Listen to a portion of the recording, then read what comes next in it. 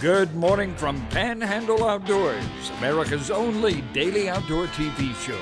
Your source for fishing, hunting, and information for folks who enjoy the great outdoors. Now sit back, relax. It's Panhandle Outdoors. Good morning, folks. Welcome to Panhandle Outdoors. I'm Winston Chester. I'm glad you're here this morning. I want to thank Ken and Stan for taking the show yesterday. I always enjoy having them on and all kind of good information from those guys. Let's get started with our weather. Brought to us by Gulf Coast Air Conditioning, Drew Pollard, and a hard-working crew taking care of our everyday comfort needs. Not going to be real comfortable in the next couple of days. High today, 61, low tonight, 39 here on the coast. And the water temperature has dropped down to 66 degrees. That's been a pretty strong drop the last 2 weeks.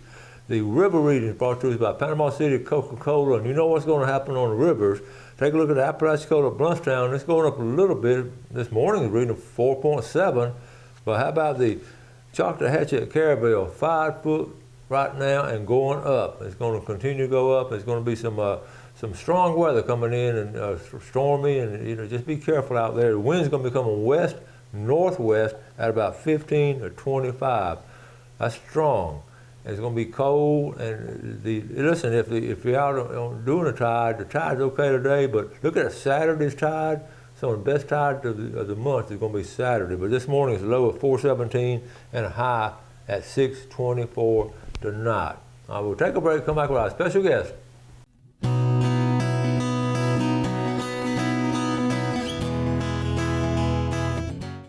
Okay, welcome back, folks, and welcome to Officer Chris Bowley with FWC. Welcome back. Thank you, sir. Glad to be back. Glad to have you. Last month we had a miss because you've been pretty busy, haven't you? Have been busy, yeah. I haven't been here in a while, y'all. Between deploying down south to the hurricane, then I had to be up at headquarters for something last time, but happy to be back. Hope y'all had a great Thanksgiving. And yeah, hopefully going to share some cool information with y'all today. Okay, love having you on. Always something going on with FWC, and we'll do our cases. I've already seen some pictures on Case of the Month. We'll do at the end of the show, but one of them you're not going to believe. But so what's going on?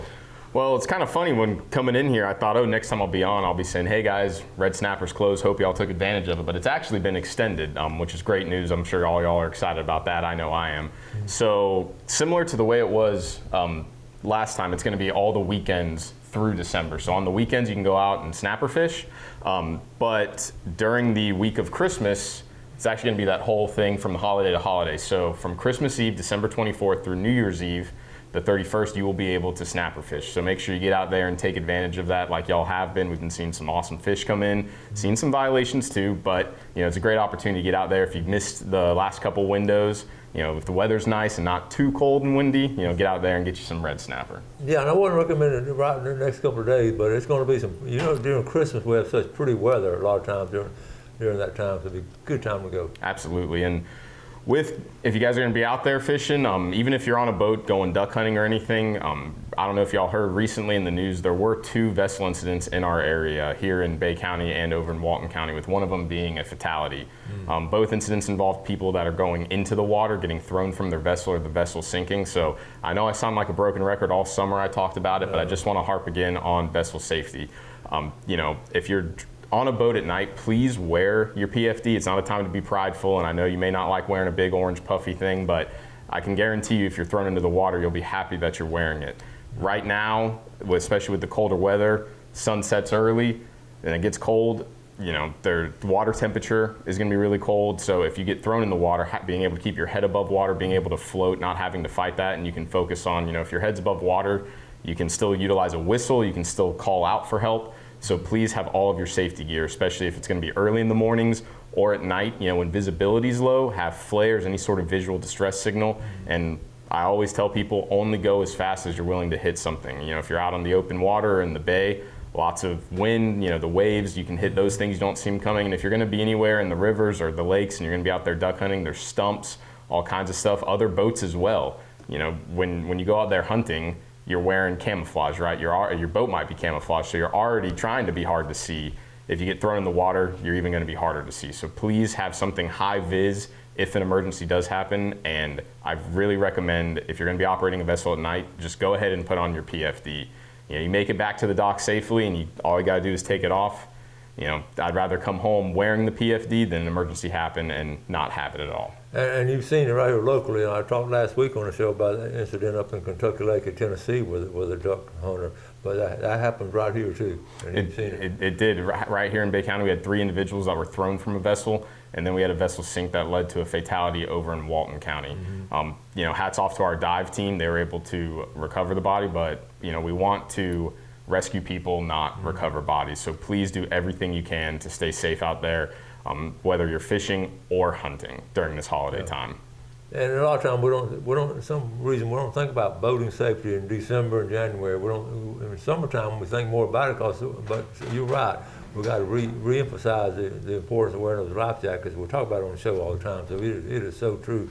Hearing it from guys like this who see it on a weekly basis. I mean, and with the cold water, a lot of people don't think about water temperature when they think of going in the water, but hypothermia, you're going to be fighting hard. Your body's going to be trying to warm itself up. That's going to use more energy. So you're not going to have as much energy as you usually will. Your body will get stiffer. I mean, it's uncomfortable walking to your car when it's cold. Imagine trying to swim 100 yards when it's cold. Yeah. So do be careful. And like I say, all those safety devices on there, the flares and all, you may not need them for a long time, but when you need them, you need them. Absolutely. So, to go back to something fun, like I get that out of the way, take advantage of the snapper season and the holiday weekend, holiday week rather, Christmas Eve to the 31st. So make sure you check those dates and take advantage of it. I think it's pretty cool that you might be able to go hunting in the morning, and then if the weather's nice, say you bag a deer in the afternoon, you can get out there and catch some fish. Would that be cool? If y'all do this, we'll put you in like a Hall of Fame or something. Get a big old buck in the morning, and then after lunch, get a couple of big red snapper in the same day. Maybe that'll be the Panhandle Grand Slam or something. Well, we need to think about that. That's a good idea. Okay, we're going to take a quick break. We'll be right back with Chris.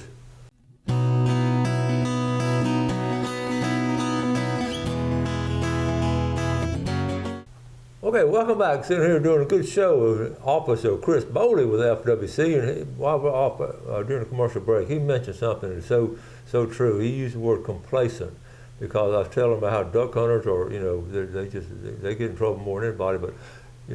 But he used the term, we all get complacent, even in driving. About I've done this 100 times, 1,000 times, and getting on a boat the same way. You just get complacent. I know how to run around. I know how to run this river. And that's really when we have accidents. That's a very good point, complacency. So we all need to guard against that. So good point there.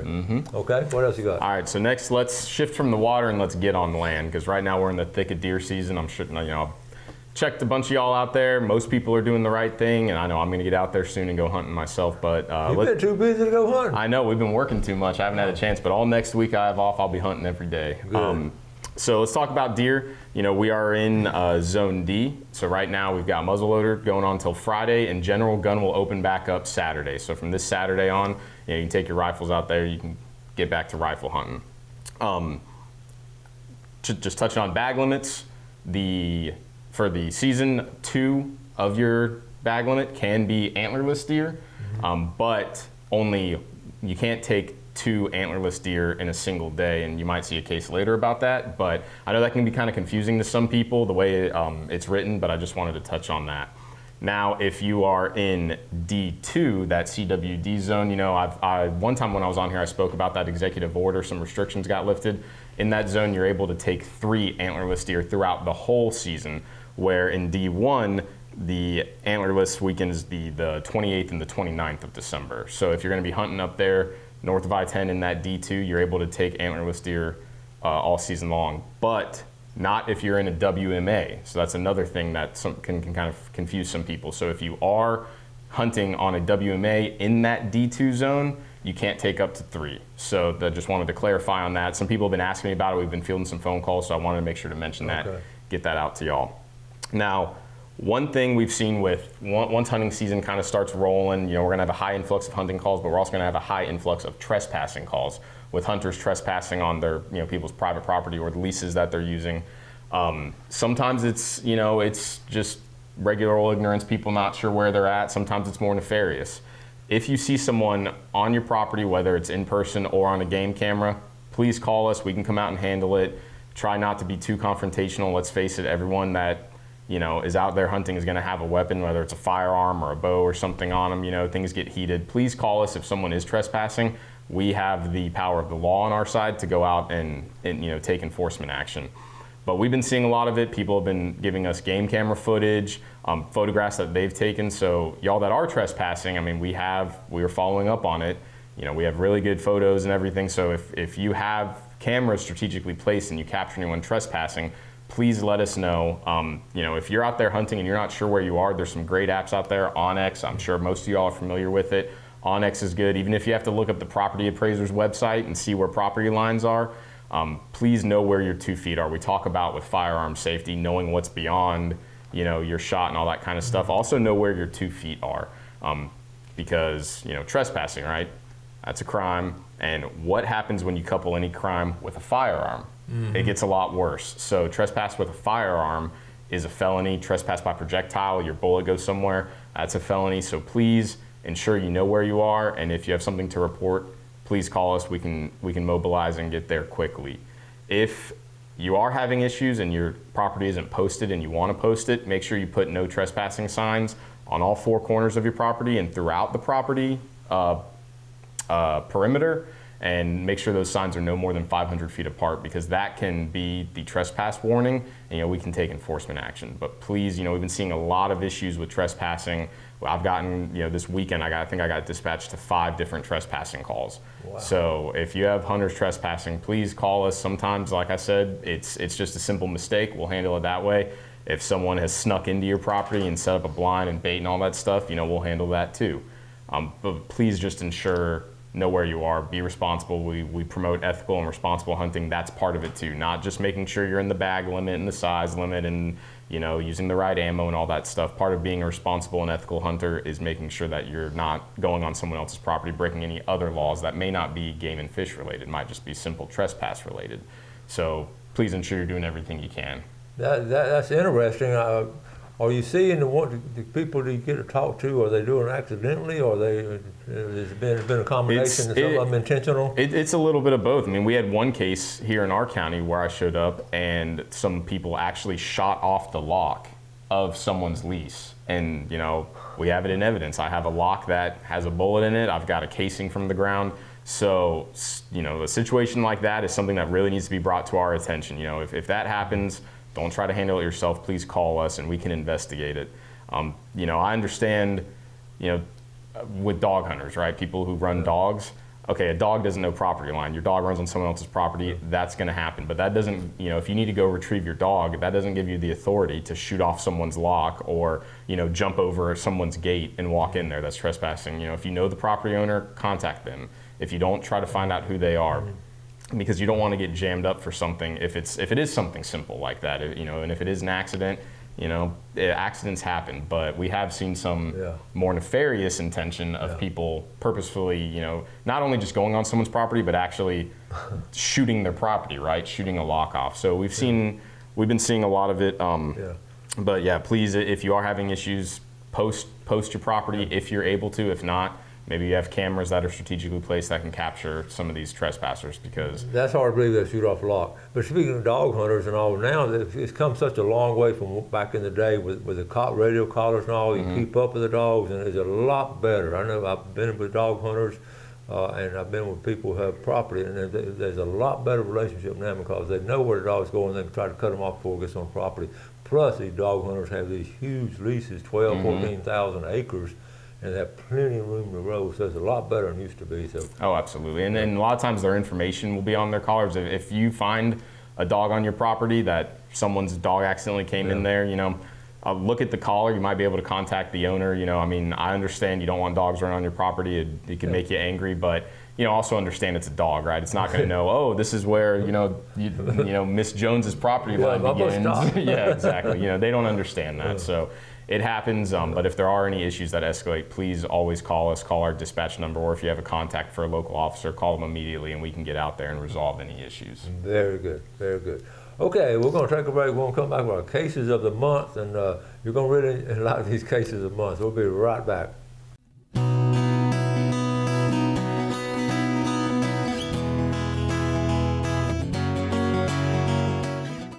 Okay, welcome back. Getting set up here for our case of the month, but first let's look at the fishing game time brought to us by Blue Water Outriggers in Port St. Joe. Our time today, 7:04 to 9:04 this morning, and this evening, 7:30 to 9:30, but it's going to be a little rough out there this time at 7:30 to 9:30, so you might just want to check your camera since you're getting out there and going fishing or something. But as always, it's entertaining, and yet it's disappointing people do this stuff. But so we have mixed emotions when we come into this. So tell us what all we got going on. So the first case we're going to talk about has to do with CWD, and I know it's something that we've talked about a while. We've tried to take every effort we can to stop CWD from coming in. So one of the rules is if you bring anything from any other states, all the soft tissue and everything, deboned, all that kind of stuff. So this first image, I know you never think you'd make an elk case in the state of Florida, but here we are. Wait a minute, you said an elk case. That is right, Florida. an elk case. Okay, we've been talking about the elk making a comeback, but I didn't know they're coming down to Florida. So what? Okay. So someone was transporting elk back into the state, but they did not abide by the CWD regulations. So as you can see in the photo, that's Lieutenant Tyson right there with an elk head that someone had in the bed of their truck that was coming across state lines. And we hate to take things and trophies and things like that, but we're trying to do everything we can to prevent CWD from coming in. I was just talking about how in D2 we lifted some restrictions right from last year because of those efforts that were taken. Mm-hmm. We were able to lift those. So please, it's a good reminder, if you are bringing anything in from another state, please make sure you follow all those CWD regulations so you don't get caught in a bind like that. But I think it's pretty amazing. Hats off to Lieutenant Tyson. I think it's pretty cool, that you make an elk case in Florida. That is special. And the Tyson family of that Bonifay, proud. He's a lieutenant now. Yes, Lieutenant sir. Tyson. I remember when he first went into FWC. Great family, great young man. So, and these are the kind of guys we have working, and girls we have working for us in FWC. They know the outdoors, and it's funny how they actually found out about it. Just the scouting? Or? No, so actually it was an Alabama game warden. Was able to call in and give us a tip, and so that also hats off to him, and that's a good show of partnering agencies working together. Each state has its own regulations, but we partner with one another to also enforce federal things. So that's just a good show that agencies can partner up with one another, and we can make a case like this. Cool. Okay, this next picture here now. Tell us about what's going on here. So earlier I mentioned the fact that when you're able to take antlerless deer, even though your daily bag limit's 2, you're not allowed to take 2 antlerless deer. So as you can see in that photo, there's a total of three does. It was with 2 individuals, so one of them was over the bag on antlerless deer. That case is by Officer Keelan also Brooks. Okay. So pretty jam up case by him, and that's why I mentioned it earlier, is because I know it can be kind of confusing. People see daily bag limit, 2, I'm good to go. But if you are going to be hunting antlerless deer on that weekend, or if you're in D2 and you're doing it the whole season, please make sure that you only take 1 antlerless deer per day, because if you take 2, then you are over the bag limit, which is a violation. Mm-hmm. Good job, Keelan, former Mosley Outdoor Education alumni. So again, he has a love and passion for the outdoors. Oh, absolutely. And it takes that. So, okay, this final one here, what's going on? All right, so not to get a photo of myself or anything, but I said General Gun opens up this Saturday, the 14th. So if this photo was from over this past weekend, clearly it's not General Gun season. Make sure you're following all the rules, especially when it comes to firearms, because depending on the circumstances of the case, a lot of times we may have to seize firearms as evidence for the case. And it's kind of funny, most people are usually more mad about their gun getting taken than the criminal charge they're getting on their record. True. I mean, to each their own, but please ensure that if it's not general gun season, that you're not using a rifle. If it's muzzle loader, you're only using muzzle loader. If it's archery, you're only using a bow, because more than likely, whatever you are using is going to be seized for evidence, and 2, there is a criminal charge with it. So please, ensure that you're doing everything you can, because something like that could happen. That's a good point, because it can become, when you lose, you can't have it taken back permanently. I mean, you just never know, especially if you repeat offender. But all 3 of these cases are just common sense kind of thing. Bringing the elk head into Florida. I mean, what do you attribute that? That's probably out west they shot it and they brought it in. Yeah, probably. And if someone is new to hunting, I mean, the CWD stuff, it's they don't tell you that when you buy your hunting license on our app. So that's why it's important to familiarize yourself if you are going to be new to hunting. All those simple things, are very easily, avoidable mistakes to make. You just got to do your research on it. And if you are new to hunting or you are interested in hunting, the holiday season's coming up. Right now, our lifetime licenses are 50% off. So if you are wanting to get into hunting, if I know I have a niece and nephew that were born in February, so maybe they might be getting a Christmas present this year from me. Cool. But if you're going to be 4 and younger, it's only $200 for a lifetime license. That's a pretty good deal. That's amazing. And even if you're 13 to 17, it's $500. It's really not bad for a lifetime of experience that you can give somebody. You're not just giving them a license, but you're giving them a lifetime worth of memory, experiences, getting closer to nature, having relationships with our wildlife. So with the holiday season coming up, I hope you all have a Merry Christmas, but also too, if you're if it's getting to the last minute and you're thinking, oh shoot, what am I going to buy somebody? Our lifetime licenses are 50% off, and it's not just a gift of a license; it's a gift of lifetime experience and promoting ethical hunting that us, our kids, our grandkids, our great-grandkids can continue to do all the stuff that we enjoy doing. Well said, Chris. You said it better than I did, because that hit the nail on the head, all these advantages of doing that.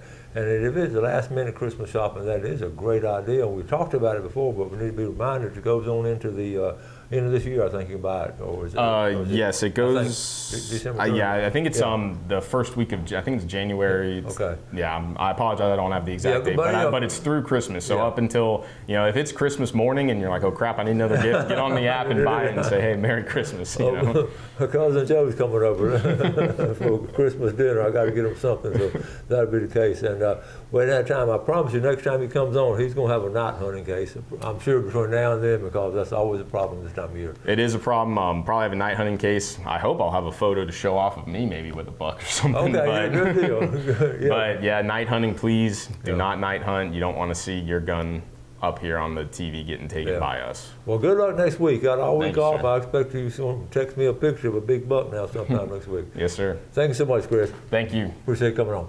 Appreciate y'all watching the show, folks. Y'all do something good for someone else today. Have a great day. Enjoy the outdoors. Take care of it, and God bless.